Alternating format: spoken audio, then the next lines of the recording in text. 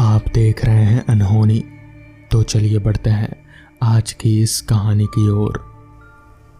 क्या आपने कभी एक ऐसे हाईवे से सफ़र किया है जो दिन में तो गाड़ियों से भरा हुआ और रात में सुनसान एक अलग सा खौफ लिए रहता है।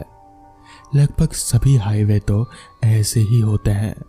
आए दिन हाईवे पर हादसे होते रहते हैं और कई सारे लोग ऑन द स्पॉट मर जाते हैं।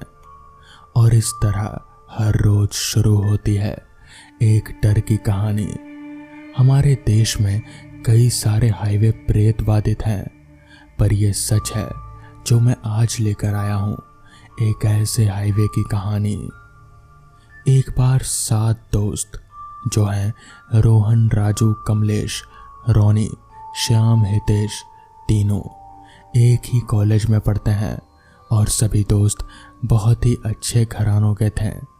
वो सभी एक बार घूमने का प्लान बनाते हैं।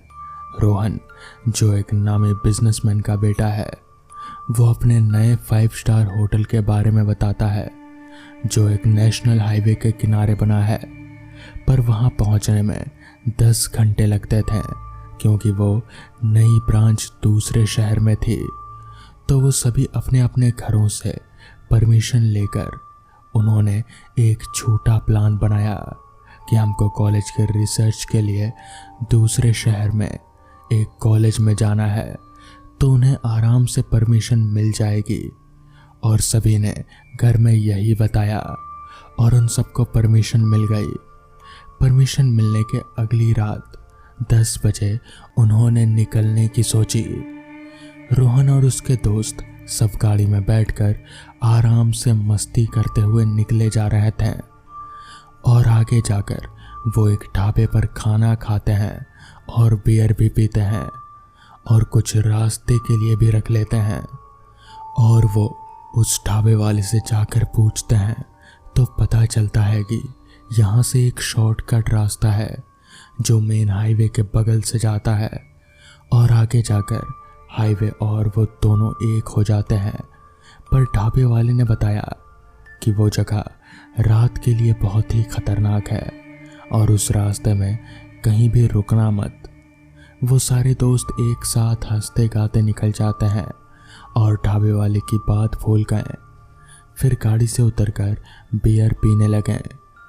वहाँ एक बोर्ड था जिस पर हाईवे तक की दूरी 5 किलोमीटर थी और वो सब फिर गाड़ी में बैठ गए और वो लगातार 1 घंटा चले तो फिर वही बोर्ड दिखा।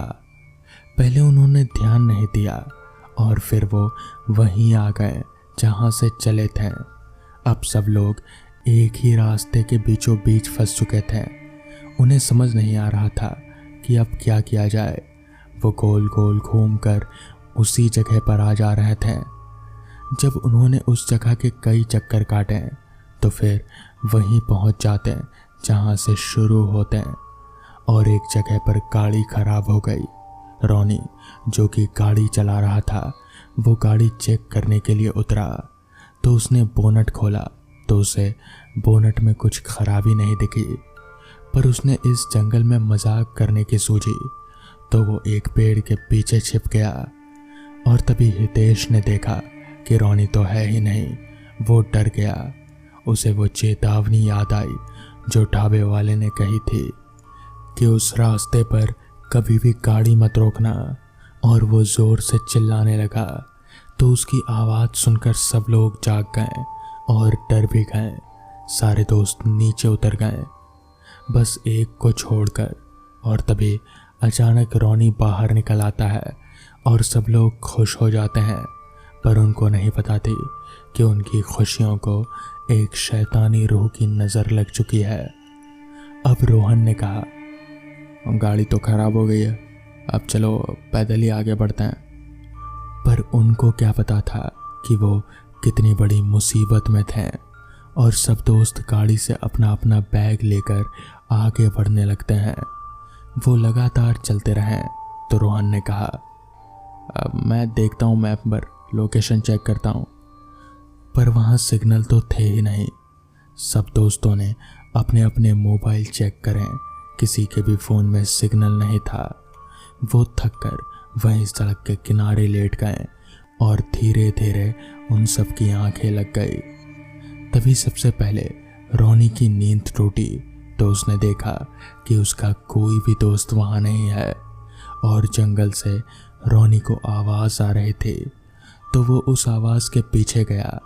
उसने देखा कि एक सफेद सा आदमी एक छोटी काली बिल्ली लेकर वहीं पर खड़ा है। वो बिल्ली बार बार रोए जा रही है और वो आदमी भी उसके साथ रो रहा है। और जैसे ही उसने उसे उठाने के लिए हाथ बढ़ाया और रोनी जोर से चिल्लाने लगा और उनके दोस्त रोहन और उसके बाकी दोस्तों ने उसे बहुत ढूंढा पर वो कहीं नहीं मिला।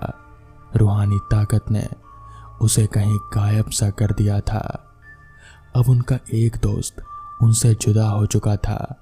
सब इस बात से डर गए और गाड़ी की तरफ भागने लगे, पर वो भाग नहीं पाए और ना ही उस हाईवे से कहीं आगे जा पाए।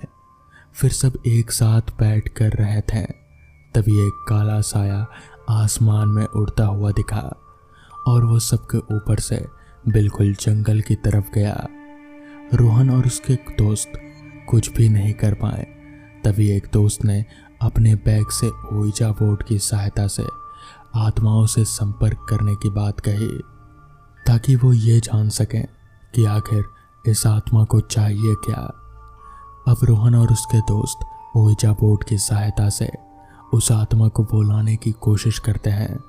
सबसे पहले वो एक गोल घेरा बना देते हैं और फिर ओइजा बोर्ड को लेकर उस गोल घेरे के बीच में बैठते हैं और आत्मा को बुलाते हैं।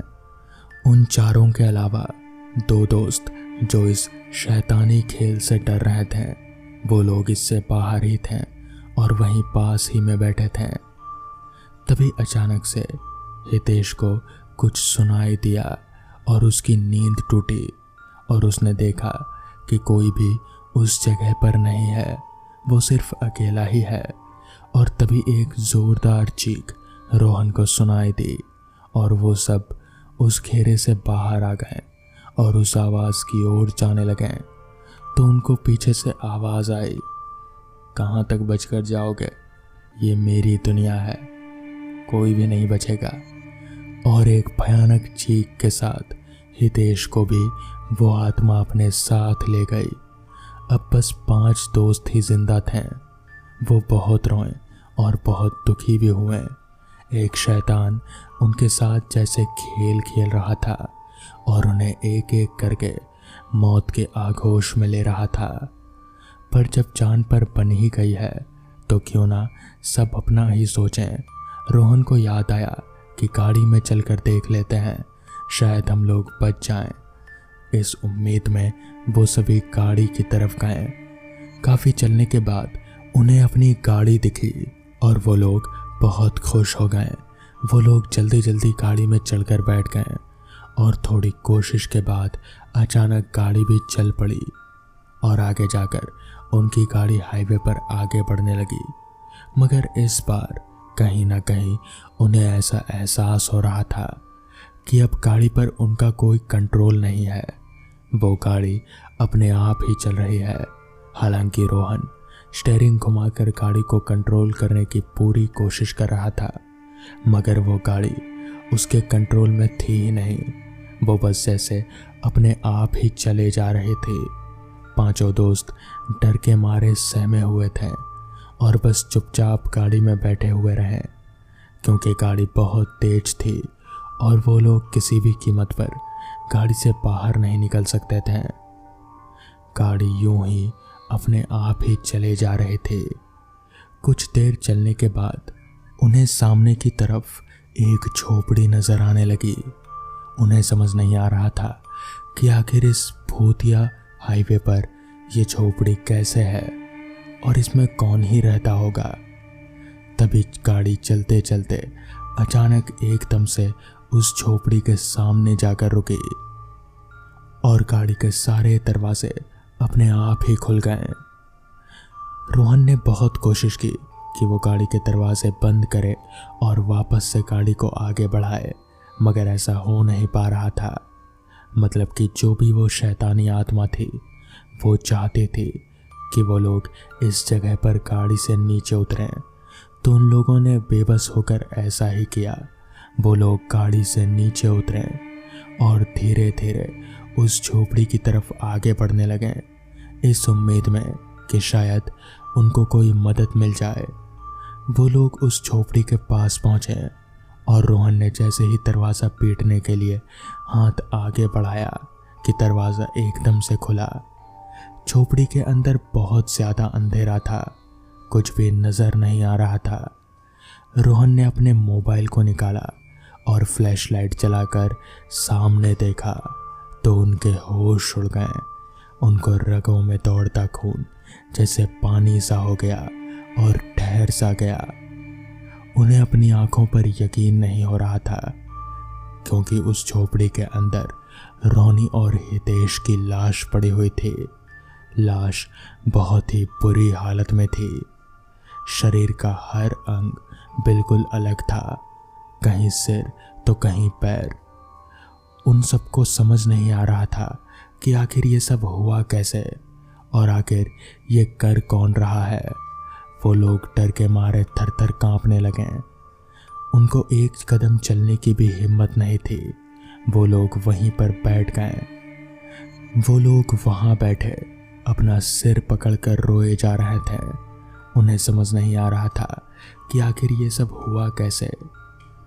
उनके दो दोस्त उनके सामने बहुत ही बुरी हालत में पड़े हुए थे।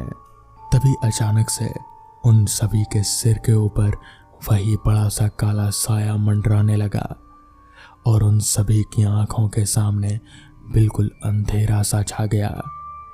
अगली सुबह न्यूज़ थी, शराब के नशे में 7 लोगों की गई जान। ढाबे वाले ने न्यूज़ पढ़ी तो उन 7 दोस्तों की याद आई। ढाबे वाले ने समाचार सुन अपने मन ही मन में कहा, मैंने तो पहले ही कहा था कि रात के समय उस हाईवे पर मत जाना, मगर मेरी सुनी ही नहीं इन्होंने। मैंने कहा था कि वो श्रापित हाईवे है। तो दोस्तों, ये थी आज की पहली कहानी। तो चलिए बढ़ते हैं आज की दूसरी कहानी की ओर। शादू गांव का जवान लड़का था। वो किसी से नहीं डरता था। वो अपने माता पिता का एकमात्र बेटा था। उसके माता पिता की मौत हो गई थी। वो अपने चाचा चाची के साथ रहता था। उसने अपनी गांव की पाठशाला में पढ़ाई की थी। ज्यादा पढ़ा लिखा तो नहीं था, लेकिन अपनी चतुराई और ताकत का सभी गांव वालों से लोहा मनवाता था।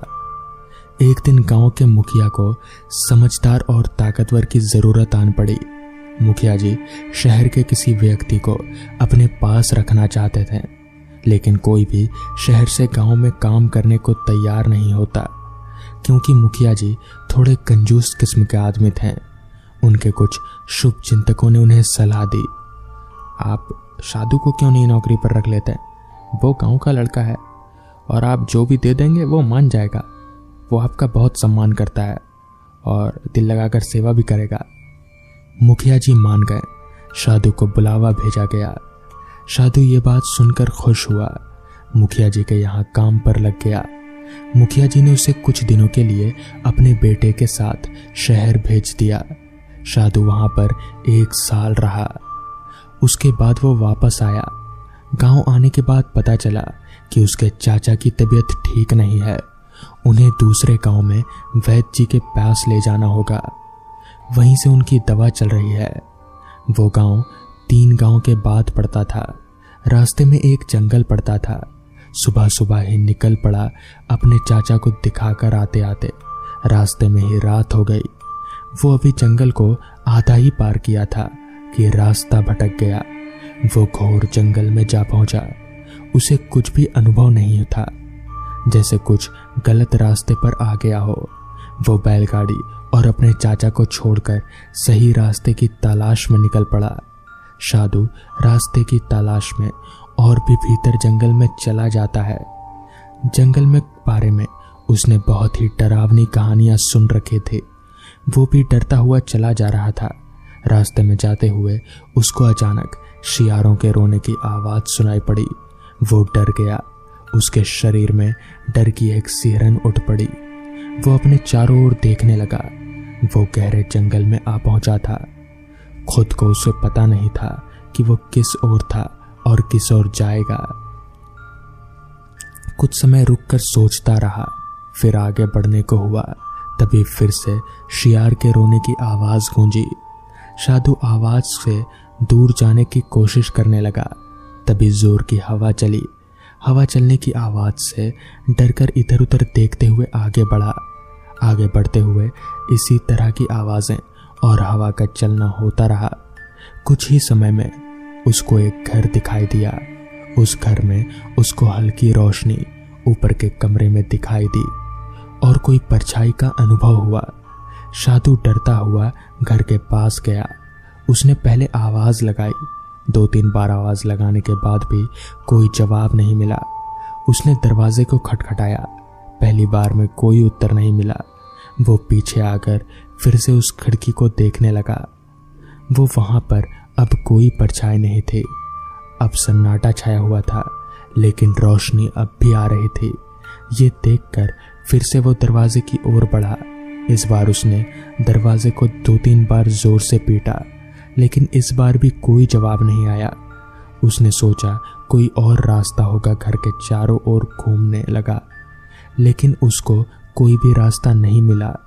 वो वहीं पर आकर फिर खड़ा हो गया। फिर से खिड़की की तरफ ताकने लगा। इस बार आती रोशनी नहीं दिखाई पड़ी। जोर की हवा चली। इससे वो डर गया, क्योंकि वहां पर सिर्फ पत्ते और लताएं हिल रहे थे, लेकिन और कुछ भी नहीं हिल रहा था।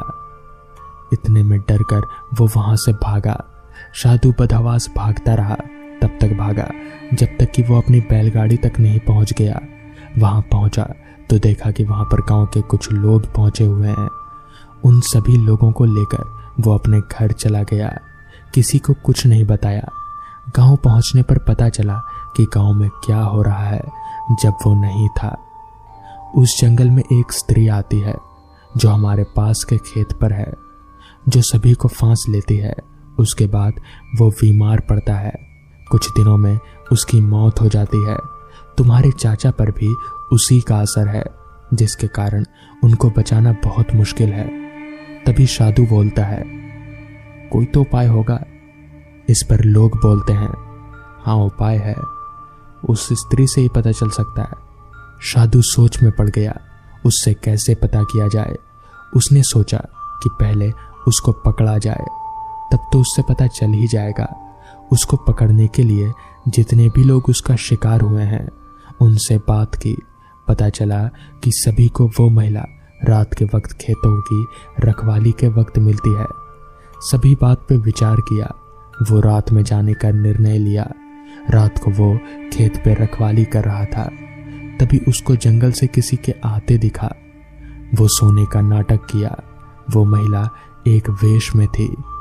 उसको पहले अपने रास्ता भटक जाने की बात कही, फिर उसने जंगल के बारे में बताया, फिर उससे वहां रात कटाने की बात कही, क्योंकि वो ये सब पहले से ही जानता था, जिसके कारण वो मान गया और उसके साथ उसी तरह सब घटनाएं घटी जो गांव वालों ने बताई थी।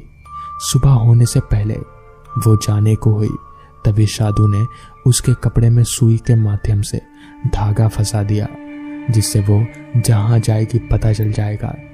सुबह होते ही गांव वाले साधु से मिलने आ गए।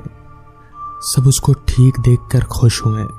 अब उस स्त्री की खोज शुरू हो गई, पर खोजे कहाँ, वो कहाँ गई, लेकिन किसी को पता नहीं चला। सब निराश होकर वापस आए।